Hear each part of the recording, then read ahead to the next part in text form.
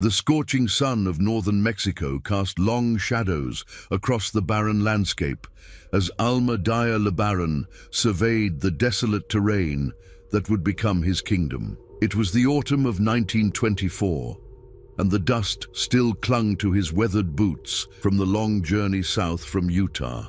The acrid smell of sage and creosote filled his nostrils as he breathed in the dry desert air, a stark contrast to the green valleys he had left behind. Behind him, a caravan of 7 wagons stretched across the rocky ground, their wooden wheels creaking under the weight of everything the LeBaron family owned. 43 souls in total had made this treacherous journey. 3 wives, 18 children ranging from infants to young adults, and 22 followers who had chosen exile over submission to what they saw as a corrupted church. "This is where God wants us," Alma declared to his eldest son, Joel, who stood beside him with skeptical eyes, scanning the endless expanse of nothing. The boy was only 14, but the harsh realities of their exile had aged him beyond his years. His face, already weathered by sun and hardship, bore the serious expression of someone who had been forced to grow up too quickly. "Father, there's nothing here," Joel replied, his voice carrying a note of concern that he tried to keep respectful. "No water, no shelter, no way to grow food. How will we survive?" Alma's eyes blazed with the fervor that had first attracted followers to him years ago in Utah. But now, that same intensity carried an edge of desperation that made even his own children uncomfortable. "The Lord provides for the faithful, my son." Abraham was called to leave his homeland and trust in God's promises. Moses led the children of Israel into the wilderness. We are following in their footsteps. The wind howled across the empty desert, carrying with it the promise of isolation that Alma craved. No government officials would venture this far into the wasteland. No church authorities would question his interpretation of divine will. No neighbors would report on the activities of his growing family. Here, in this God-forsaken corner of Mexico, the LeBaron family would be free to follow what Alma believed was the original path to salvation. Sarah, his first wife and the mother of his oldest children, approached cautiously from the lead wagon. At 38, she had borne him 7 children and had watched with growing unease as her husband's religious convictions had hardened into something that frightened her. Her face, once beautiful, was now drawn with exhaustion and worry, her hands rough from years of hard work and constant childbearing. "Alma, the children are hungry and we have little water left," she said, her voice carefully modulated to avoid triggering his anger. "Little Mary has been crying for hours, and the baby needs feeding. Are you certain this is where we should settle?" Alma turned to face his wife, and for a moment Sarah saw something in his eyes that made her take an involuntary step backward. It was a look of absolute certainty, mixed with something darker, a hunger that seemed to go beyond mere religious conviction. "The Lord has revealed this place to me in vision, Sarah. I have seen what we will build here. A city of God that will stand as a beacon to the faithful. We will create something pure, something untainted by the compromises and corruptions of the outside world."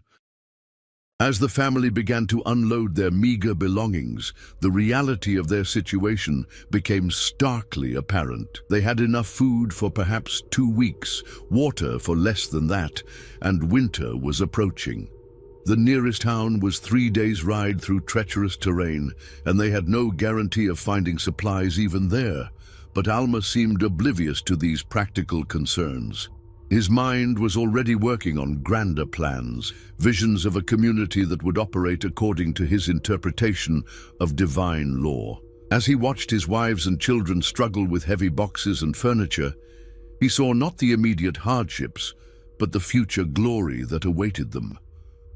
"Gather around," he called out as the sun began to set, painting the desert sky in shades of orange and red. "We must establish the order of our new community from the very beginning." The family and their followers formed a circle around Alma, their faces illuminated by the flickering light of a hastily built campfire. The desert night was already growing cold, and several of the younger children pressed close to their mothers for warmth.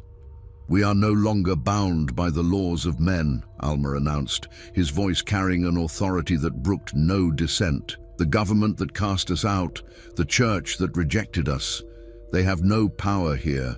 We answer only to God, and God has chosen me to be his voice among you."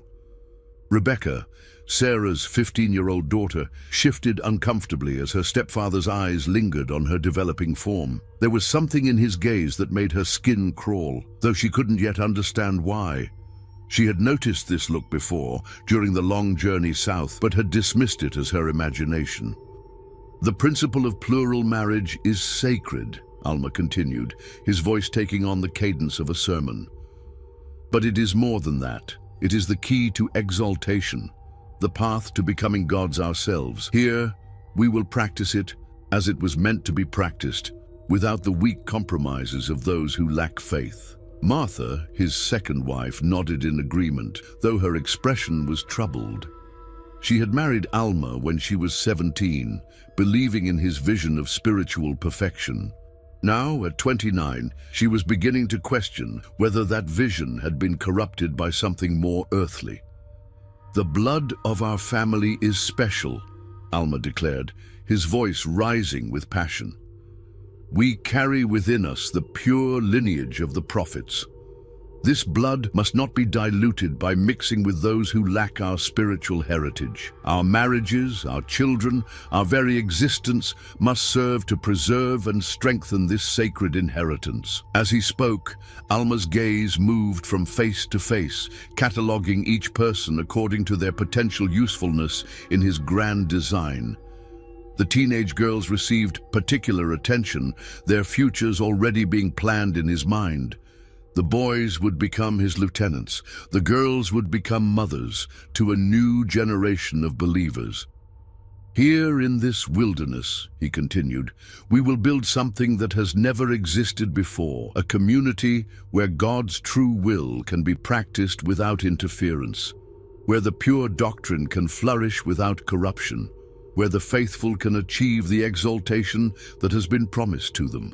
As the meeting dispersed and families began to settle in for their first night in the desert, the vast emptiness around them seemed to press in like a living thing. The stars overhead, brilliant in the clear desert air, looked down on a group of people who had willingly cut themselves off from civilization in pursuit of a dream that was already beginning to twist into something darker. Sarah lay awake in the wagon that served as her temporary home, listening to the sounds of the desert night.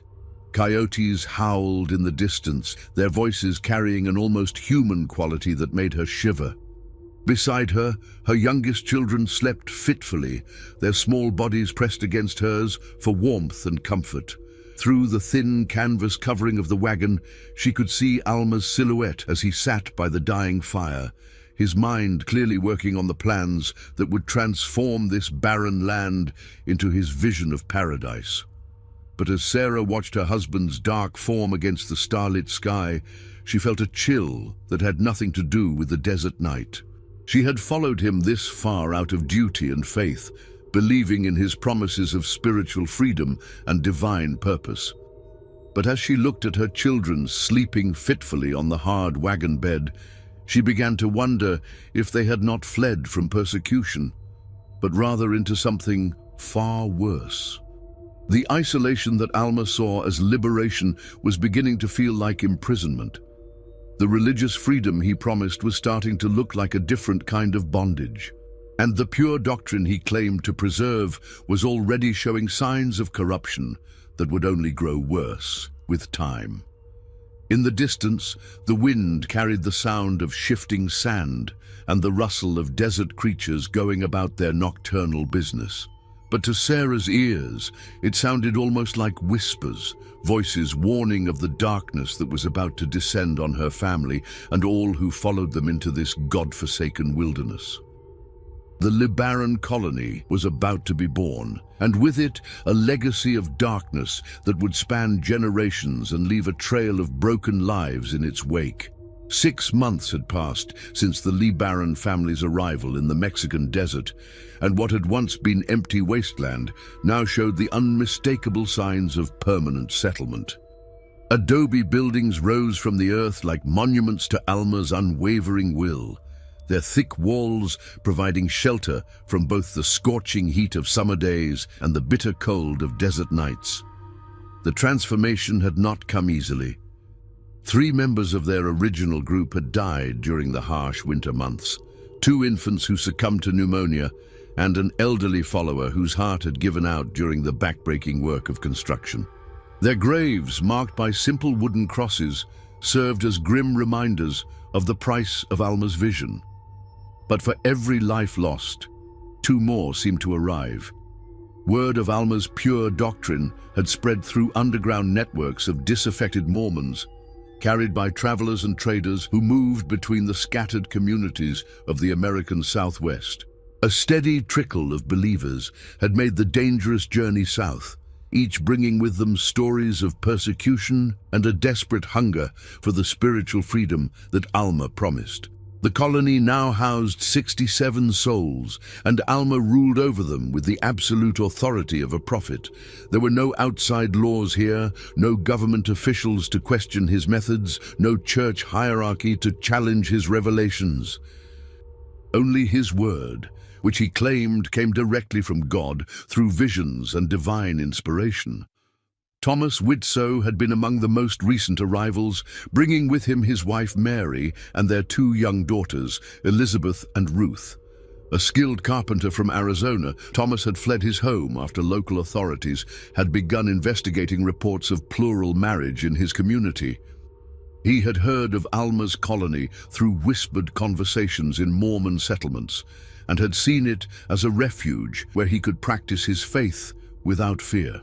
"Brother Alma," Thomas called out as he approached the largest adobe structure, which served as both meeting house and Alma's residence. "The well is nearly complete. We should have fresh water within the week."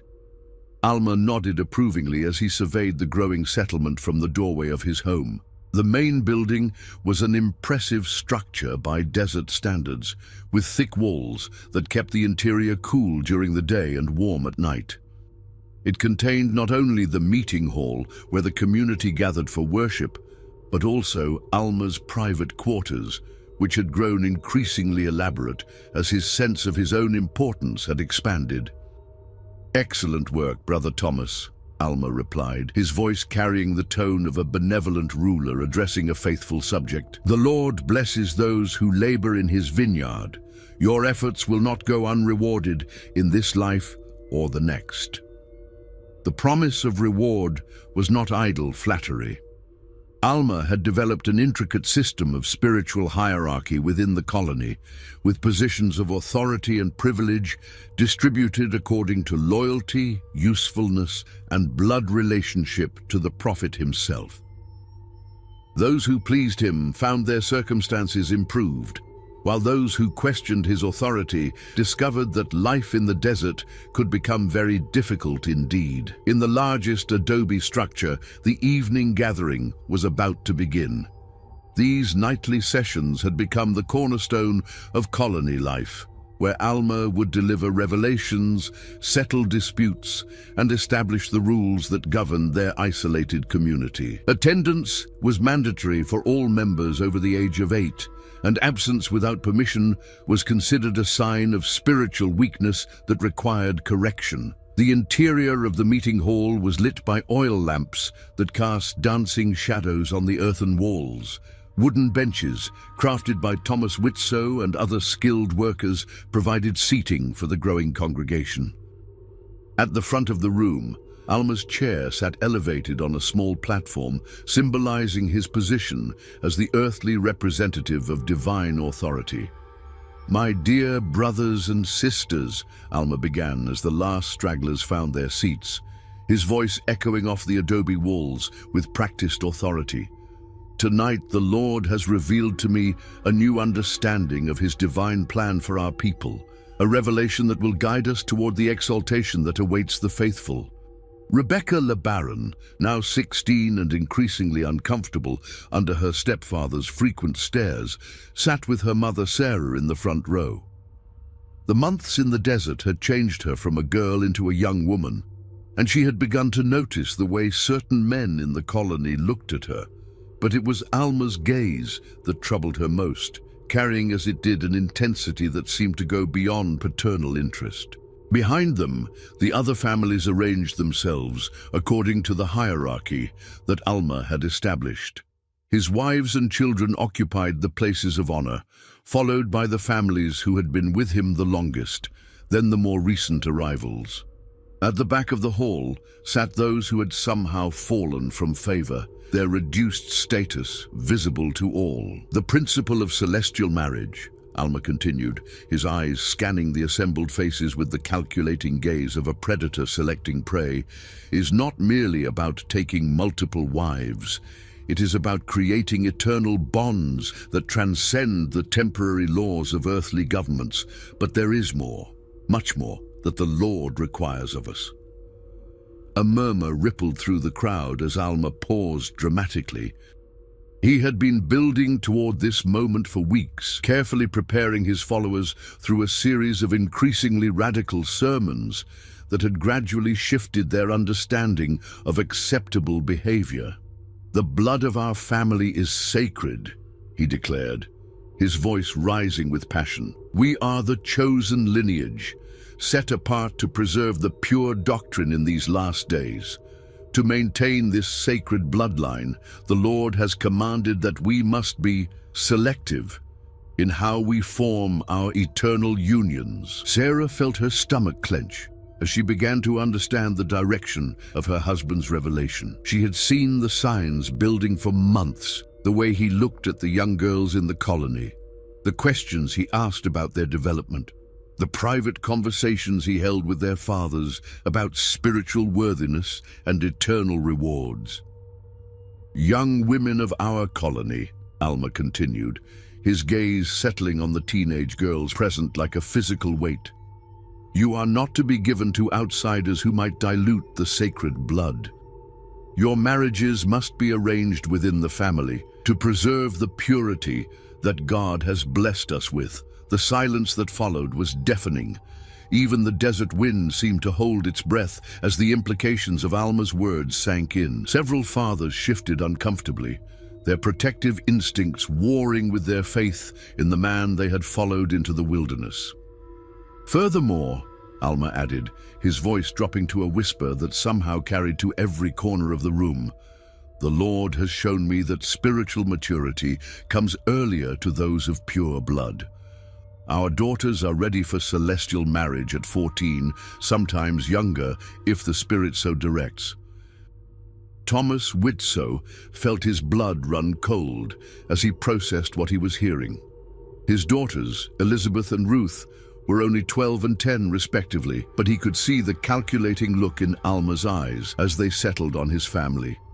The promise of spiritual reward suddenly seemed less appealing when weighed against the safety of his children. "This is the new covenant," Alma announced, raising his hands as if in blessing, though the gesture felt more like a curse to many who witnessed it. "Through these sacred unions, we will create a generation of spiritual giants, children born of pure blood and divine purpose. This is how we achieve salvation.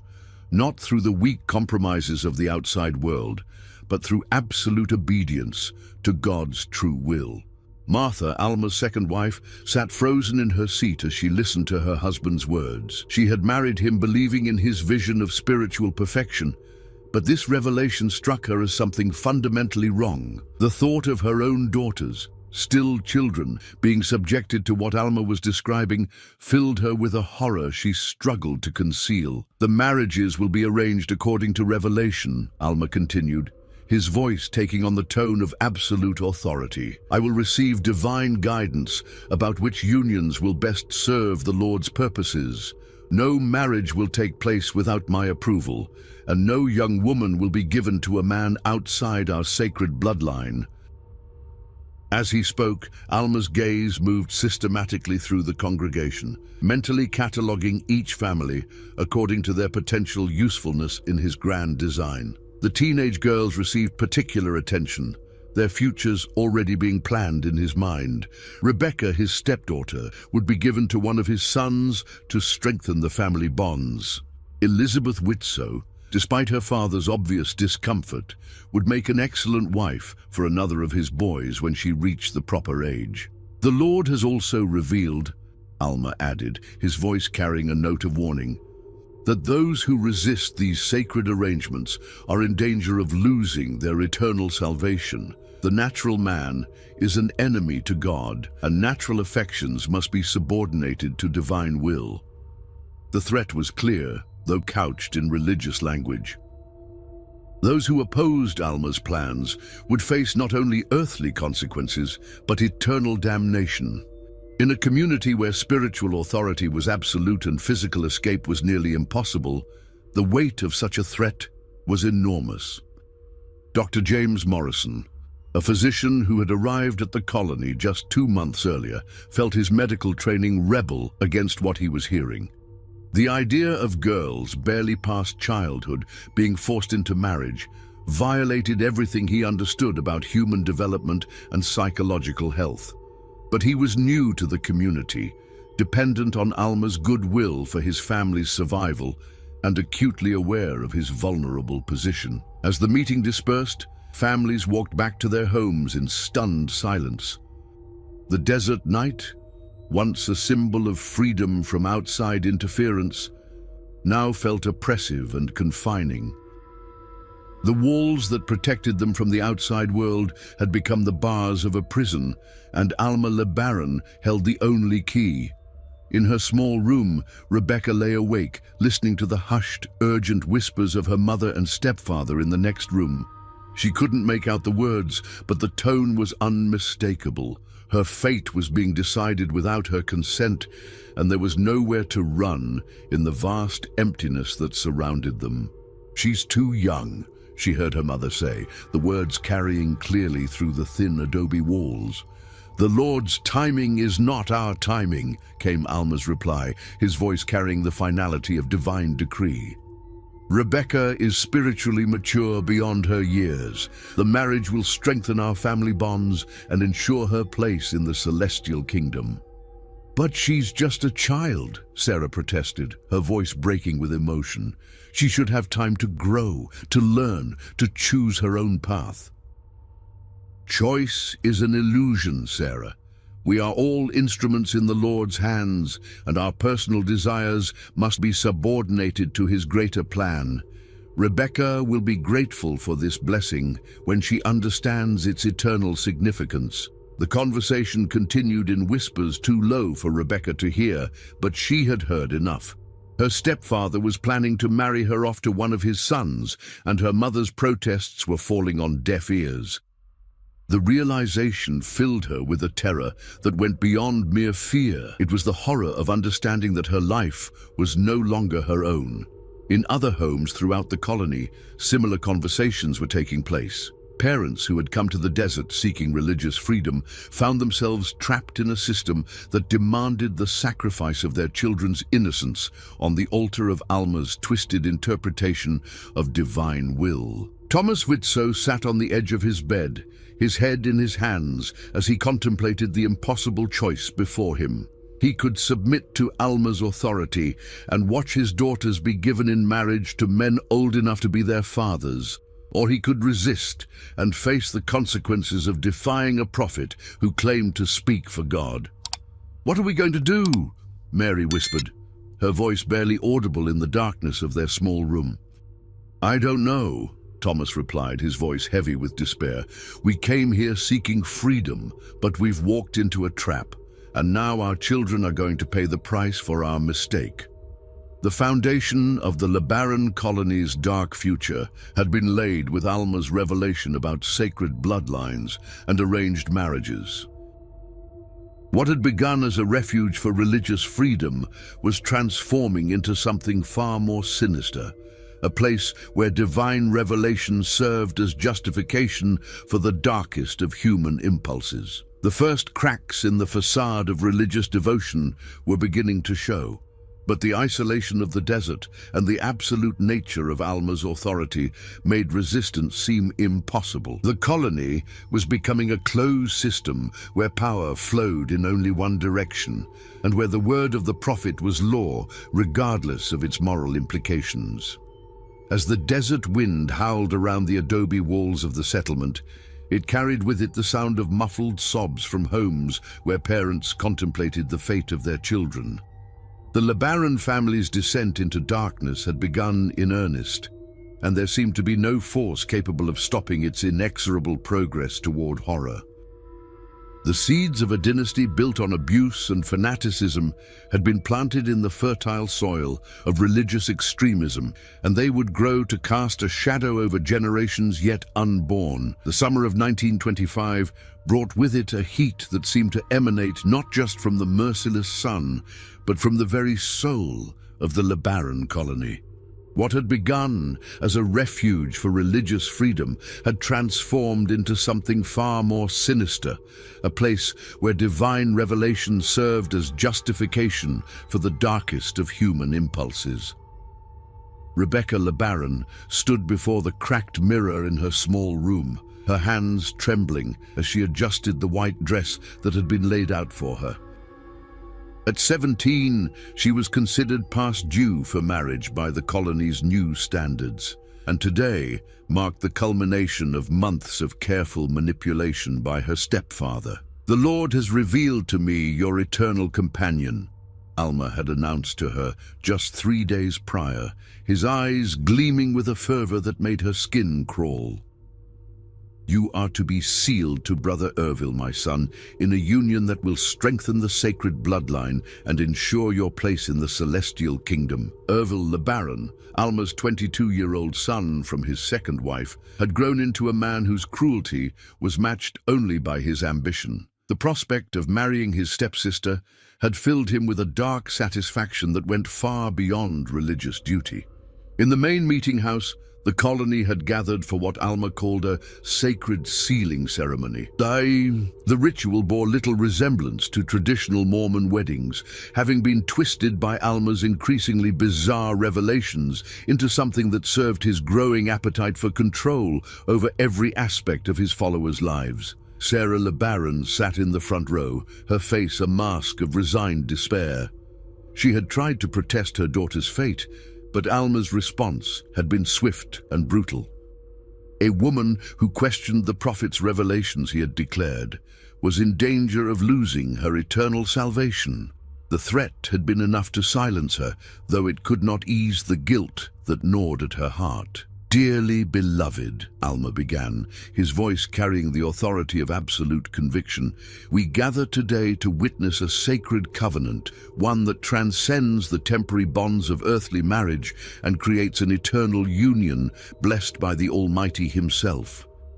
The assembled colonists watched in uncomfortable silence as Rebecca was led to the makeshift altar.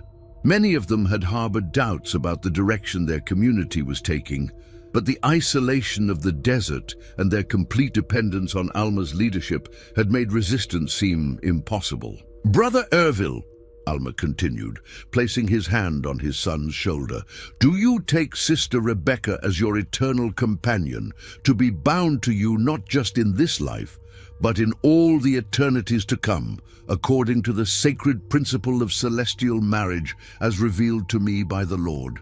Ervil's response was immediate and filled with a hunger that made several witnesses shift uncomfortably. "I do, Father. I accept this sacred responsibility and the blessings that come with it." When it came time for Rebecca to speak, her voice was barely a whisper. The words of consent were extracted from her like a confession under torture, each syllable a betrayal of her own will and dignity. As the ceremony concluded, Alma raised his hands in a gesture of blessing that felt more like a curse. "By the authority of the holy priesthood and the revelations given to me as prophet of this people, I pronounce you husband and wife for time and all eternity. What God has joined together through his chosen servant, let no man put asunder. The celebration that followed was a grotesque parody of joy. The colonists went through the motions of festivity, but the atmosphere was heavy with unspoken horror. Children who had once played freely now watched their parents with fearful eyes, understanding instinctively that their own futures hung in the balance of Alma's increasingly twisted revelations. That night, as Rebecca was led to the small adobe house that would serve as her prison, other families in the colony held whispered conversations about escape, but the desert that surrounded them was vast and unforgiving, and Alma had made it clear that those who attempted to leave would be considered apostates, cut off from both the community and their eternal salvation. Thomas Widtsoe found himself staring at his two daughters as they slept, their innocent faces illuminated by moonlight streaming through the small window. At 12 and 10, they were rapidly approaching the age that Alma considered suitable for marriage, and Thomas knew with growing certainty that his own sons would soon be considered appropriate husbands for them.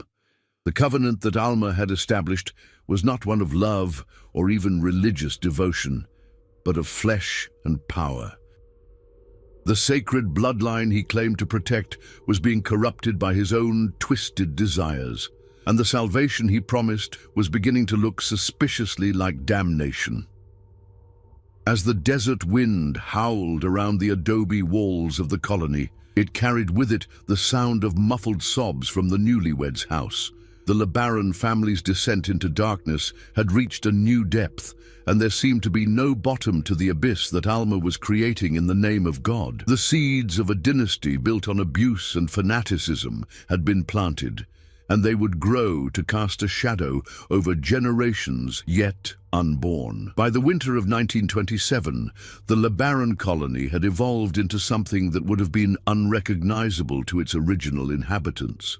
What had begun as a small settlement of religious refugees had grown into a complex hierarchy of power and abuse, with Alma LeBaron sitting at its apex like a spider at the center of an ever-expanding web. The colony now housed over 100 souls, drawn by promises of spiritual freedom but trapped by a system of control that extended into every aspect of their lives. New adobe buildings stretched across the desert landscape, their walls hiding secrets that would have horrified the outside world if the outside world had known they existed. In his private study, Alma reviewed the carefully maintained records that documented his growing empire. Each family was catalogued not just by name and number, but by their usefulness to his grand design. Young girls were tracked from birth, their futures predetermined by their bloodline and their potential value in the complex web of marriages that Alma orchestrated with the precision of a chess master. Father, Ervil LeBaron, entered the room without knocking, a privilege afforded only to Alma's most trusted sons. At 24, he had become his father's chief enforcer, the one who ensured that dissent was quickly and quietly eliminated. The Widtsoe family is causing problems again. Alma looked up from his records, his eyes cold and calculating. Thomas Widtsoe had been a thorn in his side for months, ever since the man had begun questioning the increasingly young age of the girls being given in marriage. His daughters, now 14 and 12, had been promised to 2 of Alma's sons, but Thomas had been resistant to the arrangements. "What kind of problems?" Alma asked, though his tone suggested he already knew the answer. "He's been talking to other families, spreading doubt about our revelations.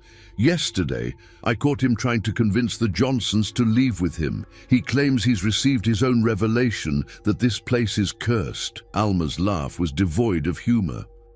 Thomas Widtsoe has forgotten that revelation comes only through the proper channels. Perhaps it's time he was reminded of his place in the eternal order. The reminder came that very evening during the colony's weekly testimony meeting.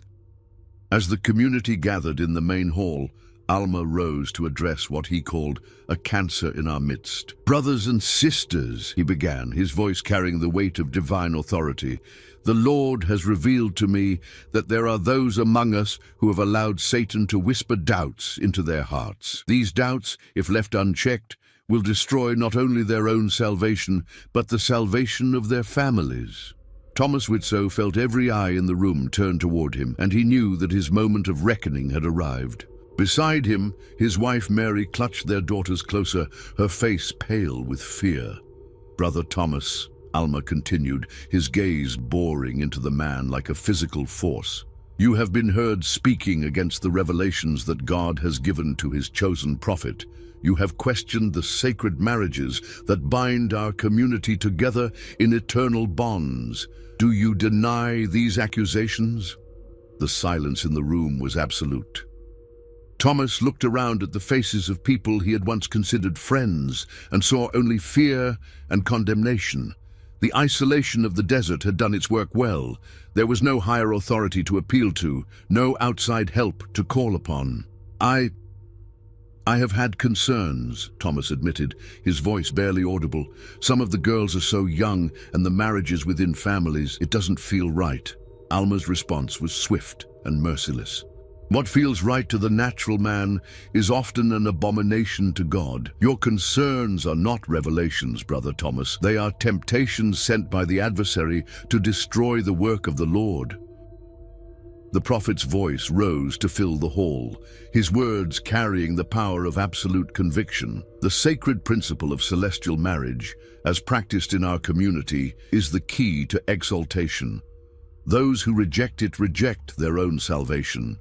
Those who speak against it speak against God himself." As Alma continued his denunciation, Rebecca LeBaron sat in the back of the hall, her hand resting protectively over her swollen belly. At 19, she was pregnant with her second child. Both conceived through unions that had been forced upon her in the name of divine will. The light had long since died in her eyes, replaced by the hollow stare of someone whose spirit had been systematically broken. "The punishment for apostasy," Alma declared, his voice reaching a crescendo, "is excommunication from this holy community and eternal damnation in the world to come.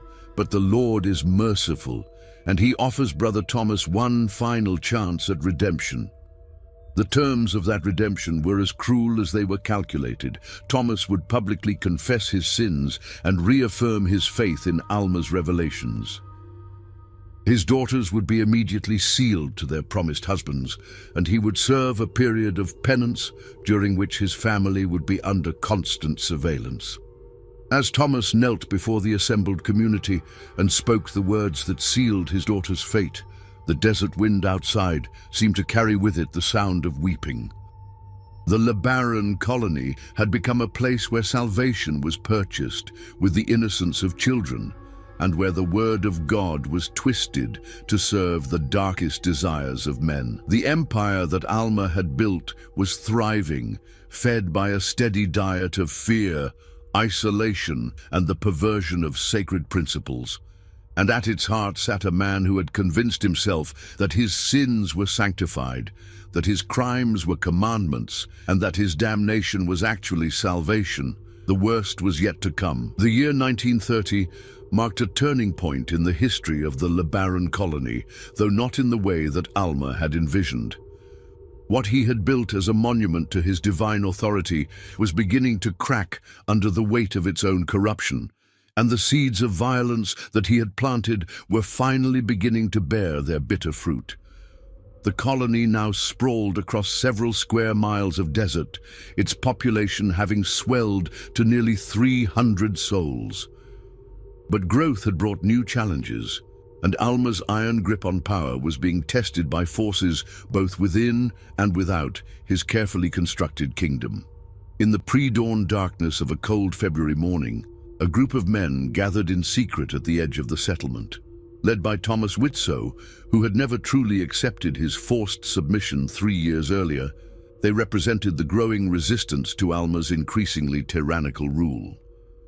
"We can't continue to let this happen," Thomas whispered urgently to the dozen men who had risked everything to attend this clandestine meeting. "My daughters, what he's done to them, what he's planning for the younger girls. It has to stop." Among the conspirators was Dr. James Morrison, a physician who had arrived at the colony the previous year seeking religious freedom, but had instead found himself witness to horrors that violated every oath he had taken. The medical examinations he had been forced to conduct on young brides had shown him the true extent of the abuse that Alma's revelations had sanctioned. "I've documented everything," Morrison said, producing a leather journal from beneath his coat. "The injuries, the pregnancies in girls barely past childhood, the psychological trauma. If we can get this information to the authorities..." "Oh, what authorities?" interrupted Samuel Peterson, another long-time resident whose own son had been forced into marriage with his 13-year-old cousin. "We're in the middle of nowhere, in a foreign country. Alma has made sure that no one knows we exist and no one cares what happens here." The truth of Peterson's words hung heavy in the cold air. The isolation that had once seemed like protection had become their prison, and Alma's careful cultivation of relationships with local Mexican officials had ensured that the colony operated with complete impunity. But even as the resistance planned their desperate gambit, Alma was consolidating his power in ways that would make escape even more difficult. In his private chambers, he met with his most trusted sons to discuss what he called the final revelation. "The Lord has shown me the ultimate purpose of our community," Alma announced to Ervil, Joel, and his other adult sons. "We are not merely to preserve the pure doctrine, we are to spread it. The time has come to establish new colonies, to extend our influence beyond this single settlement." Ervil's eyes gleamed with anticipation. At 27, he had grown into a man whose appetite for power and control rivaled his father's. "Where would we establish these new settlements, Father?" "The Lord has revealed several locations," Alma replied, unrolling a hand-drawn map across his desk. "Utah, Arizona, even back into Mexico. Each colony will be led by one of my sons, but all will answer to the central authority here. We will create a network of communities, all bound together by the sacred principles we have established." The plan was ambitious and terrifying in its scope. Alma envisioned a dynasty that would span generations, with the LeBaron name becoming synonymous with a twisted form of religious authority that recognized no law but his own interpretation of divine will. But as the conspirators had learned, even the best-laid plans could be undone by human frailty and the weight of accumulated sin. The resistance movement that Thomas Widtsoe had started was growing, fed by the desperation of parents who could no longer bear to watch their children suffer. The confrontation, when it came, was swift and brutal. Alma's network of informants had infiltrated the resistance from the beginning, and when the conspirators finally moved to act, they found themselves surrounded by armed men loyal to the prophet. "Did you really think you could move against the Lord's anointed without consequence?" Alma asked, as the captured conspirators were dragged before him in the main hall. The entire colony had been assembled to witness what he called the judgment of apostates. Thomas Widtsoe, his face bloodied from the struggle, looked up at the man who had destroyed so many lives in the name of God. "You're not a prophet," he said, his voice carrying clearly through the silent hall. "You're a monster who uses religion to justify his crimes." Alma's response was to signal to Ervil, who stepped forward with a pistol in his hand. The shot that followed echoed across the desert like thunder, and Thomas Widtsoe's body crumpled to the floor of the hall where he had once worshipped.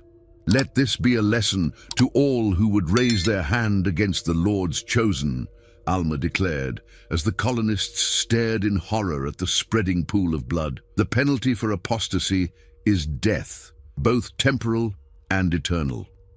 The murder of Thomas Widtsoe marked the point of no return for the LeBaron colony. What had begun as religious extremism had crossed the line into outright criminality, and the man who claimed to speak for God had revealed himself to be nothing more than a killer who would stop at nothing to maintain his power. In the years that followed, the colony would indeed expand as Alma had envisioned, spreading its poison across the American Southwest and into other parts of Mexico. The LeBaron name would become associated with a legacy of violence, abuse, and fanaticism that would span generations. But on that cold February morning in 1930, as Thomas Witzow's blood soaked into the earthen floor of the meeting hall, the true nature of Alma's salvation was finally revealed. The pact he had made was not with God, but with something far darker, and the price of that bargain would be paid in the suffering of countless innocents for decades to come. The horrific sexual pact of the LeBaron family had claimed its first official victim, but it would not be the last. The empire of sin that Alma had built would continue to grow, fed by the twisted belief that salvation could be achieved through the very acts that damned the soul. And in the vast emptiness of the Mexican desert, the wind continued to blow, carrying with it the echoes of crimes that would never be fully answered for, and the cries of victims whose voices would never be heard by the outside world. The darkness had taken root, and it would flourish for generations.